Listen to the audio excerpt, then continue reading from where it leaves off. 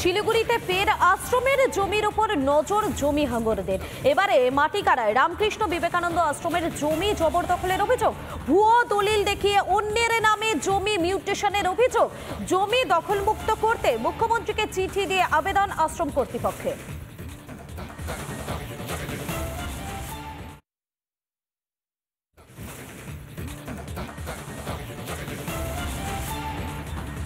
রামকৃষ্ণ বিবেকানন্দ আশ্রমের 9.90 একর জমি দখল হয়ে গিয়েছে। অরিজিনাল দলিল আমাদের কাছে আছে। শিলিগুড়িতে জমি মাফিয়াদের দৌরাত্ম্য, ফের আশ্রমের জমি জবরদখলের অভিযোগ। যে জমিতে হওয়ার কথা ছিল দাতব্য হাসপাতাল, স্কুল, সেখানেই গজিয়ে উঠেছে বেআইনি নির্মাণ। এবার জমি মাফিয়াদের শিকার শিলিগুড়ি মাটিগাড়া রামকৃষ্ণ বিবেকানন্দ আশ্রম। গোডাউন, বাড়ি দেখতে পাচ্ছেন, সেই সমস্তটাই কিন্তু রামকৃষ্ণ বিবেকানন্দ আশ্রমের জমির ওপর তৈরি করা হয়েছে। বিভিন্ন সময়ের এই বিষয় নিয়ে কিন্তু রামকৃষ্ণ বিবেকানন্দ আশ্রম প্রশাসনিক দ্বারস্থ হয়েছিলেন। অভিযোগ, দার্জিলিং মোড় লাগোয়া আশ্রমের প্রায় 9.90 একর জমির বেশিরভাগটাই হয়ে গিয়েছে জবরদখল। আশ্রমের নামে দান করা জমি দখল করেছে মাফিয়ারা। বিভিন্ন সময় আমরা এটা দেখতে পেয়েছিলাম যে 80-র দশকের শেষ দিক থেকে ওই জমির উপরে একটা জবরদখলের একটা প্রচেষ্টা শুরু হয়। শুধু তাই নয়, ইতিমধ্যে সেই জমি অন্যের নামে মিউটেশনও হয়ে গিয়েছে। আশ্রমের কাছে আসল দলিল থাকা সত্ত্বেও কিভাবে অন্যের নামে মিউটেশন হলো জমি?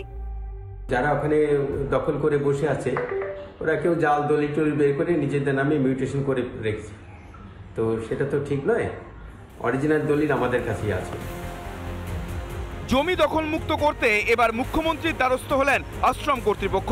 ইতিমধ্যে মুখ্যমন্ত্রীকে চিঠি লিখেছেন তারা, পাশাপাশি শিলিগুড়ির মেয়রের কাছেও আবেদন করেছেন আশ্রম কর্তৃপক্ষ। উত্তরায়ণের আশেপাশে কিছু প্রপার্টি ছিল, ওরা বলছে, আমি চিঠিটা কালকে পেয়েছি, আমাকে বলার পরে আমি এসে চিঠিটা পেলাম। আমি চিঠিটা পাওয়ার পর আমি স্বামীজিদের সাথে কন্ট্যাক্ট করেছি। ইসকন ভারত সেবাশ্রম সংঘ এদের আক্রমণ করলে, অর্থাৎ এরা যখন আক্রান্ত হয় তখন পশ্চিমবঙ্গ সরকারের যে প্রোটেকশনটা দেওয়া উচিত সেটা দেন না। কয়েক মাস আগেই সেবক রোডে রামকৃষ্ণ মিশনের জমি জবরদখলের অভিযোগ ওঠে। মেয়রের হস্তক্ষেপে জমির কাগজপত্র হাতে পেয়েছিলেন রামকৃষ্ণ মিশন কর্তৃপক্ষ। এবার কি দখল মুক্ত হবে আশ্রমের জমি? কবে বন্ধ হবে জমি মাফিয়াদের দৌরাত্ম্য? শিলিগুড়ি থেকে রণজিৎ বোসের রিপোর্ট, রিপাবলিক বাংলা।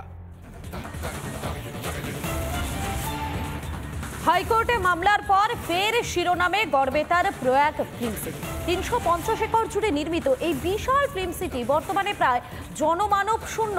সৌরভ গঙ্গোপাধ্যায়কে চিটফান্ড সংস্থার জমিতে হস্তান্তর করা হলেও মামলার ফাঁসেও শিল্প অনিশ্চিত।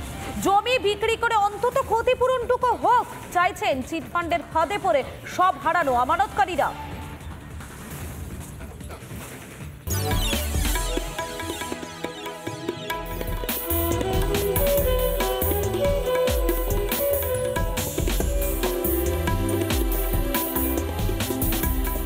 অনেকের কাছে এই জায়গাটা পরিচিত, প্রয়াগ ফিল্ম সিটি, কিন্তু অনেকেই জানেন না জমি জটের কারণে এই জায়গাটি এখন এমন একটা জায়গায় পরিণত হয়েছে যেটা কার্যত জনমানব শূন্য।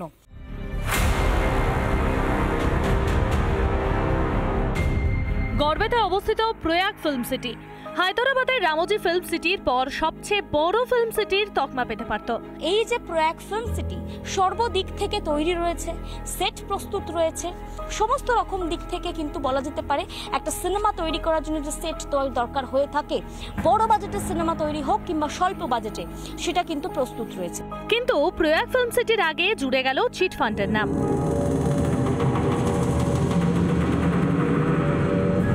সেই ফিল্ম সিটিতেই এখন বিরাজ করছে শ্মশানের শান্তি। এখানে যারা কর্মীরা রয়েছেন তারা বলছেন যে 1000 জনেরও বেশি একসময় নিরাপত্তা কর্মীরা এখানে কাজ করতেন, কিন্তু আজ সেই প্রয়াগ ফিল্ম সিটি জমি জট, আইনি জটের মধ্যে পড়ে এমনই অবস্থা যে কার্যত খাঁ খাঁ করছে। ঘটা করে উদ্বোধন হয়েছিল এই ফিল্ম সিটির। কথা ছিল বাংলার চলচ্চিত্র শিল্পে নবজোয়ার আনবে এই প্রকল্পটি। শুটিং শুরুও হয়েছিল, তাবর তাবর অভিনেতারা সিনেমাও করে গিয়েছেন, কিন্তু চিটফান্ডের ঘটনা সামনে আসতেই সব শেষ হয়ে যায় এক লহমায়। একাধিক ছাঁটাই হয়েছে, তার জন্য কর্মীরাও চলে গিয়েছেন। এর পাশাপাশি এই প্রয়াগ ফিল্ম সিটিকে কেন্দ্র করে যে দোকান পাট ইত্যাদি তৈরি হয়ে উঠেছিল সেগুলো এখন প্রায় স্তীমিত। সরকার জমিটি অধিগ্রহণ করে ফিল্ম সিটি চালাতে রাজি হয়নি সেই সময়। অকালেই ঝাঁপ বন্ধ হয় রাজ্যের অন্যতম সম্ভাবনাময় একটি ফিল্ম সিটির। 350 একর এই জমির মূল্য প্রায় 2700 কোটি টাকা।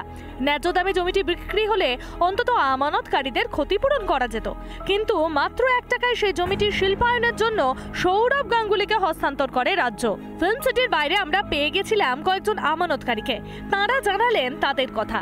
এবং ওনার কাছে আমার করুণ আবেদন, একজন আমানতকারী হিসেবে আবেদন, যে আপনি এই ফিল্ম সিটিটা গ্রহণ করুন, অধিগ্রহণ করুন। খুব ভালো শিল্প, ফিল্ম সিটি থাক, আমানতকারীও বাঁচুক, তাদের লক্ষ লক্ষ পরিবার তারা বাঁচুক। এই গরিব মানুষের চোখের জলে টাকা এখানে ইনভেস্ট করেছিল, যেটা দেখে সেটা আমি চাইবো অন্তত প্রত্যেকটা মানুষের কিছু টাকা অন্তত ফিরিয়ে দিক নেই। নাহলে চোখের জলে এই ফিল্ম সিটি তৈরি হয়েছে, সেই ফিল্ম সিটি এখন তৈরি নষ্ট হয়ে যাবে, সেটা তো চাই না। ফিল্ম সিটির এই জমিতে ইস্পাত কারখানা কি আদৌ হবে, নাকি পুরোটাই লোক দেখানো? ফিল্ম সিটি বা ইস্পাত কারখানার কোনোটাই না হলে কি টাকা ফেরত পাবেন আমানতকারীরা? গড়বেতা থেকে পিঙ্কি অধিকারী রিপোর্ট, রিপাবলিক বাংলা।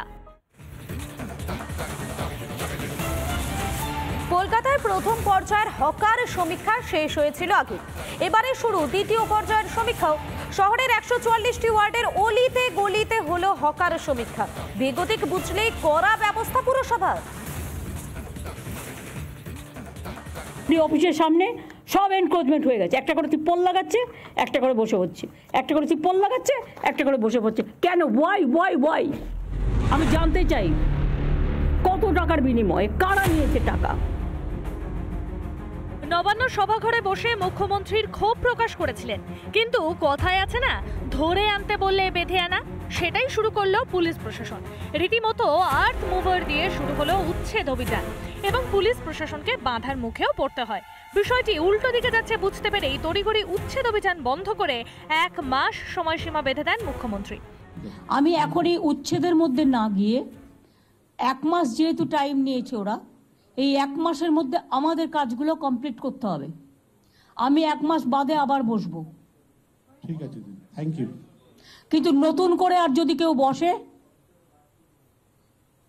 এটা যেন অ্যালাউ না হয়, যেই হোক। এরপরে শহর জুড়ে শুরু হলো হকার সমীক্ষার কাজ। প্রথম দফার পর শুক্রবার থেকে শুরু হলো দ্বিতীয় দফায় সমীক্ষার কাজ। শহর জুড়ে হকার সার্ভেতে 560 জন কর্মীকে নামিয়েছে কলকাতা পুরসভা। মূলত জোন ভাগ করে চলছে সমীক্ষা। হকারদের পরিচয়পত্র খতিয়ে দেখছে 6 সদস্যের টিম। 2015-র হকার তালিকায় নাম রয়েছে কিনা তাও যাচাই করেন পুরকর্মীরা। পোর্টাল অন করে তাদের Aadhaar card, PAN card, voter card সম্পূর্ণটাকে নিয়ে ওই অন করে অবস্থায় পুরো বিষয়টা সার্ভেটা করছে, কারণ আমাদের কারোর কাছে সঠিক চিত্রটা ছিল না। তবে অ্যাপ ভিত্তিক এই ডিজিটাল সমীক্ষায় উঠে এসেছে অবাক করা তথ্য। একজন হকারের নামে রয়েছে একাধিক স্টল। মাস গেলে স্টল ভাড়া দিয়ে মিলছে মোটা অঙ্কের টাকাও। কারণ এই হকার অন্য কোনো একটা জায়গাও তো গিয়ে আবার একটা জায়গায় দখল নিয়ে বসে পড়তে পারে, সেইটা কোনোভাবেই যাতে না করতে পারে সেই সমস্ত বিষয় একদম সঠিকভাবে, এবং অনেক ক্ষেত্রে হকাররা তাদের স্টল ভাড়া দিয়ে দেয়, সে নিয়ে আরেকজনকে দিয়ে দেয় হকার, কিন্তু এক্ষেত্রে আর সেরকম কোনো জায়গা থাকবে না, যাকে আমরা স্পটে পাচ্ছি সেই হচ্ছে সেই হকার হিসেবে চিহ্নিত হবে। বেআইনিভাবে হকার বসিয়ে টাকা তুললে কাউন্সিলরকেও গ্রেফতারের নির্দেশ দিয়েছেন মুখ্যমন্ত্রী। তাহলে কি এবার একাধিক কাউন্সিলরও গ্রেফতার হবেন?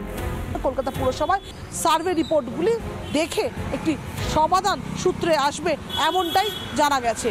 ক্যামেরায় দেবব্রত বসুর সঙ্গে প্রজ্ঞা সাহার রিপোর্ট, রিপাবলিক বাংলা।